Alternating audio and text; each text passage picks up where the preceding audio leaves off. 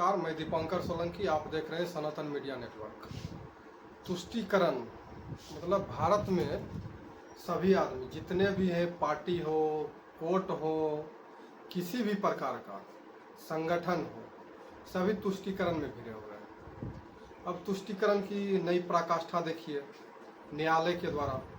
ऐसे तो समय समय पर आप उनके ऑर्डर को देखते हुए तो पता कर ही सकते होंगे कि सुप्रीम कोर्ट, हाई कोर्ट जो है सो कितनी तुष्टीकरण में भिड़ी हुई है। अब नया मामला केरल से है।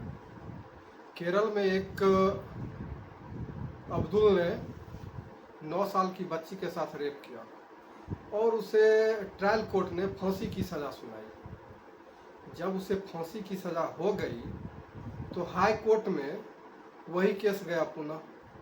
तो हाई कोर्ट के जज ने, देखिए, हाई कोर्ट के जज जो हैं यह बोले कि यह जो बलात्कारी है अब्दुल, यह अब नमाज पढ़ने लगा है, इसीलिए इसके फांसी की सज़ा को उम्र कैद की सज़ा में बदल देते हैं। हद है भाई। अगर कल के डेट में कोई हिंदू किसी की हत्या कर देते हैं, मर्डर कर देते हैं या न जाने और भी कुछ कर देते हैं और वो फिर पूजा पाठ में व्यस्त हो जाते हैं, पूजा पाठ करने लगते हैं, तो क्या उस बेसिस पर उसका सजा को माफ कर दिया जाएगा? तुष्टीकरण की पराकाष्ठा, तुष्टीकरण कम से कम आप उस 9 साल की बच्ची के साथ तो न्याय करते हैं। उस 9 साल की बच्ची इस तुष्टीकरण के जाल में कैसे फंस गई? 9 साल की बच्ची के साथ निर्मम रेप होता है और उस बच्ची को न्याय दिलाने के बदले हमारी न्यायपालिका जो है वह यह बोलती है कि जो रेपिस्ट है अब्दुल, वह अब नमाज पढ़ने लगा है, 5 वक्त का नमाजी हो गया है। मतलब 5 वक्त का नमाजी अगर हो गया तो वो कितना भी कुकर्म किए हुए हैं तो उसे सजा नहीं मिलेगी। बाहर है हमारी सरकार और बाहर है हमारी न्यायपालिका और बाहर है हमारे संगठन, बाहर है बेटी बचाओ और बेटी पढ़ाओ वाले पार्टी भाजपा। मतलब चलिए भाई, बीजेपी शाहीन बाग वाले को अपने पार्टी में शामिल करती है मुस्लिम तुष्टीकरण के लिए, कांग्रेस मुस्लिम तुष्टीकरण करती है, सपा मुस्लिम तुष्टीकरण करती है, राजद मुस्लिम तुष्टीकरण करती है, लेकिन यह न्यायालय को क्या हो गया है? इन्हें कौन सा चुनाव में जाना है और इन्हें चुनाव जीतना है जो ये भी मुस्लिम तुष्टीकरण में भिड़े हुए हैं।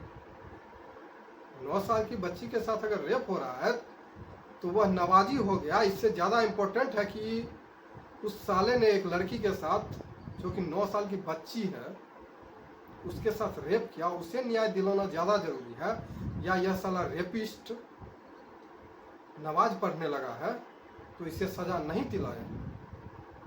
मतलब हमारी न्यायपालिका भी गजब है, हमारी संगठन भी गजब है, हमारी राजनीतिक दल भी गजब है और ये महिला आयोग भी गजब है। इन्हें इस सब चीज़ से कोई मतलब नहीं है। अरे भाई, सबसे मुख्य इम्पोर्टेंट है जब आप स्पीडी ट्रायल के तहत किसी रेपिस्ट को सज़ा देते हैं तो फिर स्पीडी ट्रायल का मतलब क्या रह जाता है जब ऊपर हाई कोर्ट और सुप्रीम कोर्ट जो है उस रेपिस्ट को खुला छोड़ दे? उसका तो कोई मतलब नहीं रह जाता है ना। हमारी राजनीतिक दल अपने वोट के लिए, अपने चुनाव के लिए तुष्टीकरण करते हैं, मुस्लिम तुष्टीकरण करती है। बीजेपी हो वो भी मुस्लिम तुष्टीकरण करती है, कांग्रेस हो, सपा हो, बसपा हो, राजद हो या दक्षिण के भी कोई भी पार्टी हो, जब यह सभी पार्टी मुस्लिम तुष्टीकरण में भिड़ी हुई है, इन्हें तो चुनाव जीतना है तो ये लोग तुष्टीकरण कर रहे हैं।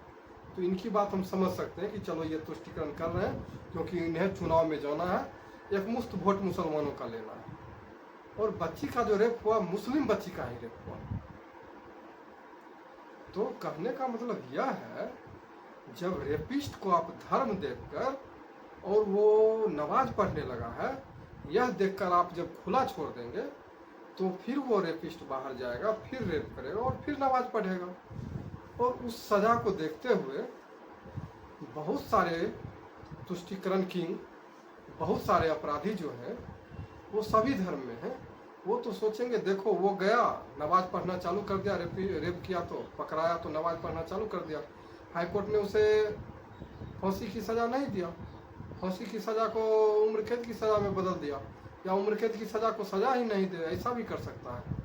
जब अपराधी के मन में ये बैठेगा तो फिर वो अपराध करने से बिल्कुल भी ना डरेंगे ना हिचकेंगे। और देखिए पराकाष्ठा, न्यायालय की तुष्टीकरण की पराकाष्ठा देखिए। जब न्यायालय को केस नहीं, चुनाव में नहीं जाना है, चुनाव नहीं लड़ना है, तो फिर यह तुष्टीकरण की कौन सी चूल मची हुई है हमारे जजों को, हमारी न्यायपालिका को।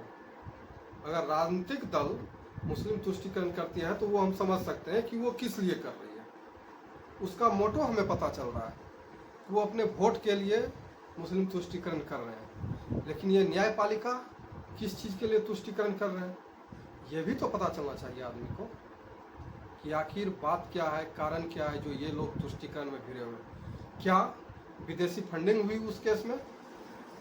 क्या फंडिंग करके उस जज को करोड़ों रुपया दिया गया और उससे ऐसा जजमेंट जो है सो लिखवाया गया?